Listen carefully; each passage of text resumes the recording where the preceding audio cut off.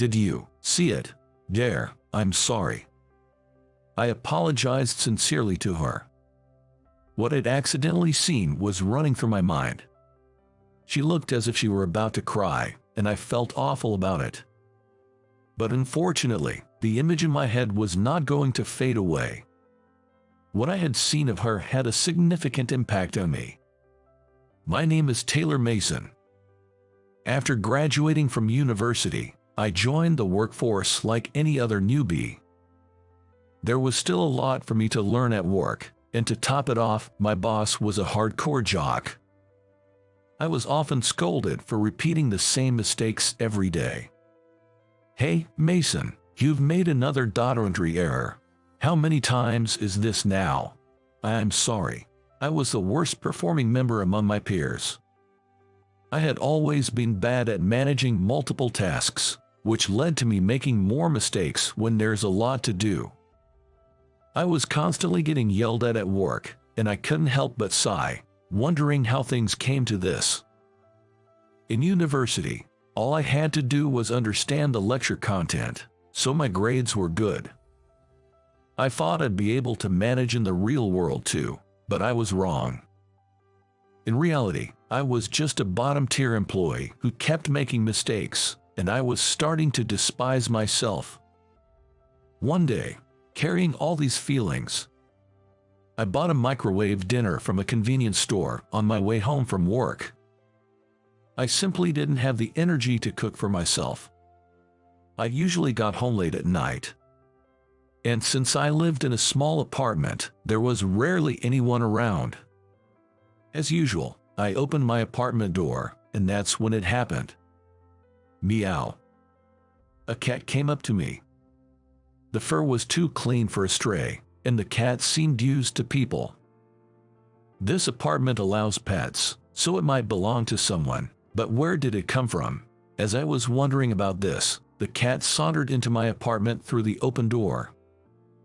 "Hey, you can't just go in. Fluffy, has Fluffy come back?" Hearing the cat's meow, my neighbor burst out of her door. I turned to look. She was a woman, probably in her early 20s, and she had rushed out in a worn-out sports bra.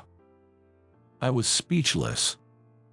She had come out in such a hurry that she was barefoot, and she was showing so much skin that I panicked for a moment, thinking she was naked. When she saw that her cat had entered my apartment, she said, "I'm sorry, that's my cat." Oh, here, she realized that she was only in her underwear and turned her face bright red. "I'm sorry, that's my cat. I'll get him out right away." With that, she rushed back into her apartment, returning in about 30 seconds. She was clearly just wearing a hoodie over her sports bra. I didn't want the cat to get hurt inside my apartment, but I was also hesitant to invite a woman into my place at night. So, I said, "I'll try to catch the cat. Just wait here," and attempted to catch the cat. But I couldn't. Was it always hard to catch a cat? Left with no other choice, I had to ask the woman to come inside and catch the cat herself. The cat didn't resist when the woman tried to catch it. It just went with the flow. "I'm sorry for the trouble. I'll make it up to you another day." Saying that, the woman left as it was getting late. Well, she was dressed quite oddly. The next Saturday, the woman came to visit, bringing some sweets with her. I led her into the room to check if the cat hadn't broken anything, and we sat down for a cup of tea. Honestly, since I had led her in my room yesterday, I didn't resist much. Her name is Julia Roberts. She seemed to be a college student, and from the big shoulder bag she brought, it seemed she probably planned to study somewhere after this. She owned a cat named Fluffy. Actually, yesterday Fluffy went out onto the balcony, and I heard him crying at night, so I rushed out in such a strange outfit. Julia was blushing as she explained. "Oh, Fluffy scratched me up pretty bad. It's even more embarrassing to be seen like this. Cats can be quite a handful, huh? I heard cats scratch everything around them when they need to sharpen their claws. So, their clothes got scratched occasionally, but it costed a lot to buy new ones each time, so they wore them when they're not meeting anyone. I'm really sorry for the trouble. Don't worry about it. Just take good care of your cat. Julia thanked me again and got up to leave. But at that moment, her shoulder bag fell over and all the documents inside spilled out. Are you okay? As I scrambled to gather the papers, she exclaimed, No, no. She quickly snatched the papers away from me. But I had seen it. The documents were notices of re-examinations from her university. And there were so many of them. The number of re-examinations was so large, it made me worry about her credit completion. Did you see it? Yes, I'm sorry. I apologized sincerely. At that, Julia blushed deeper than when she had been seen in her underwear, her face on the verge of tears. Everyone says it. They say college is a piece of cake if you attend lectures, but it's impossible for me. I'm not smart. Wah. Overwhelmed with emotion, Julia collapsed right where she stood. It seemed her academic performance was severely to the point where not only graduation, but even progressing to the next grade was in jeopardy. She had always been made fun of for her grades, and it seemed she had developed a complex, or rather, a trauma about it. Well, if you want, I could help you with your studies.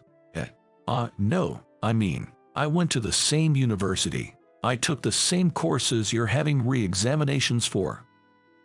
Really? What a coincidence. Julia was attending the same university I had. So that made her my junior. Julia was quick to take up on my offer. It seemed she had tried asking her friends for help with her studies before, but kept making the same mistakes, and they had given up on her. Well, I did have good grades in university, and depending on the subject, there are tips and tricks. Maybe if I taught her those, she might just make it. So, we decided to have a study session every Saturday. Well, after seeing the sheer amount of re-exams she was facing, I was quite worried and couldn't get it off my mind. I finished work and bought dinner on the way home, so I got home a bit late. So, I had planned to make our break on Saturday, but it turned out that Julia had an imagination that far exceeded my expectations. She was constantly coming up with answers that I had no idea how she arrived at. Honestly, our weekly study sessions were not enough. So, I decided to add additional study sessions on Tuesdays and Thursdays at Julia's house. This was also because Julia suggested, let me cook dinner as a thank you for the study sessions. Teaching someone is also a way of studying for yourself, so I made an effort to explain the problems that Julia seemed to have difficulty with in a way that was easy to understand. Julia seemed to be studying hard in her own way and gradually improved her grades. As for me, I started to take more notice of my surroundings and my minor mistakes decreased. The number of days I could get through without being shouted at increased, and there were fewer hard times at work. And then, 6 months later, I did it. I don't have any resits anymore. Finally, Julia was freed from the hell of resits. Julia was able to understand the lectures after 6 months of study, and she no longer needed my help. It felt a little lonely, but I should be genuinely happy for her growth. Well done, you worked really hard. If you don't understand something, tell me, okay? Yes, thank you. The study meetings ended with that, but the habit of meeting for half a year didn't just disappear. So, I had the chance to eat Julia's dinners occasionally, and I also invited her for meals. We also talked about things like what kind of company to work for and other life advice. A few months passed like this, and Julia was able to move up a grade. I was thinking of giving her a present to celebrate her advancement. Just as I was thinking about this while heading to work, there was something on my desk. It was a document, but not just any document. personnel change, and I'm the assistant to the president. I was dumbfounded by the document informing me of an unexpected personnel change. Suddenly, my boss patted my shoulder and I jumped. "The president is calling for you. Follow me." With that, my heart was about to jump out of my chest. What did I do? I desperately tried to remember, but I couldn't think of anything. I made my way to the president's office with a stiff body. There were guests in the president's office besides the president. It seemed that I had been called to the president's office because these guests wanted to see me. "Sorry for calling you all of a sudden. These are the owners of Roberts Inc., our business partners." Introduced by the president, I bowed my head. "Wait, Roberts? That's the same surname as Julia. What a coincidence." As I sat on the sofa as directed, the Roberts couple smiled at me. "Nice to meet you. We are from Roberts Inc.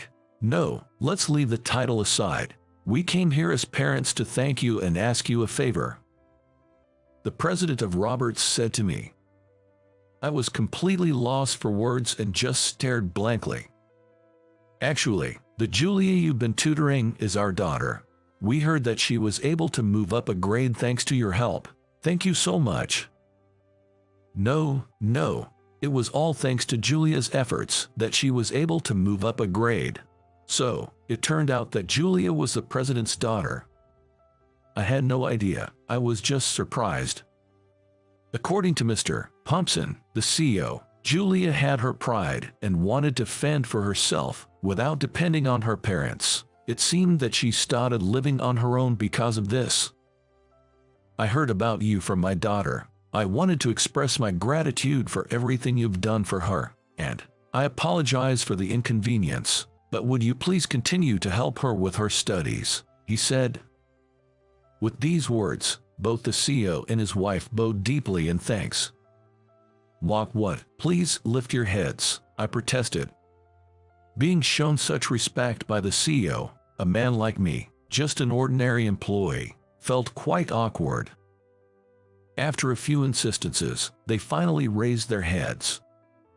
Apparently, Julia had always had bad grades since she was young. She had received tutoring from various people, but it seems the only one who could make a real difference was me. Julia trusted me, and the ridiculous personnel change that made me the CEO's secretary happened so that it would be easier for me to adjust my work schedule. Our CEO was quite capable, so he didn't need an assistant. His permission allowed me to go to Julia's place at any time. In other words, I don't have any right to refuse. But why did the CEO go to such lengths? Was it simply because he valued this business relationship that much? Actually, we've been friends since we were kids. You know, the so-called best buddies. I've known Julia since she was a little girl, and I've been as troubled as anyone else by her poor academic performance," he revealed. Because I seemed puzzled, the CEO was kind enough to explain our relationship. Apparently, when Julia was in high school, the CEO used to supervise her studies. She managed to pass her college entrance exams, but it seems she ended up in a sort of remedial hell. Of course, my salary remained the same even though my department had changed, so it's a win-win situation for me, or so it should be. However, this lack of a right to refuse showed me the frightening power that adults with authority hold. And so, it was decided that I would be taking care of Julia, approved by both her parents and the company. Julia's academic performance has improved slightly, but I can't let my guard down. She seemed to have received a failing grade in a new course she started right after advancing to the next grade. Your assistance again would be much appreciated. Likewise, I responded. Julia looked a bit embarrassed, but I felt rather glad to have this connection with her. In this way, I supported Julia and was sometimes supported by her, and before I knew it, Julia is now my wife. You never know what life has in store for you. Who would have thought that the college girl I saw in her underwear the first time we met would become my wife? But it seems Julia is still hung up on the mountain of remedial notices, more so than the fact that I saw her in her underwear, playfully telling me to take responsibility for that time as she asks me to help her study. Though the studying she was referring to now was not academic learning, but rather business manners and other basic knowledge for working adults. The CEO was also delighted. Who would have thought that Julia would grow so much? He's an amazing person who single-handedly started the company and continues to grow it. The level of the Harpo performance that even such a CEO struggled with. I still don't know about Julia's past grades, but it seems it's better not to know about it.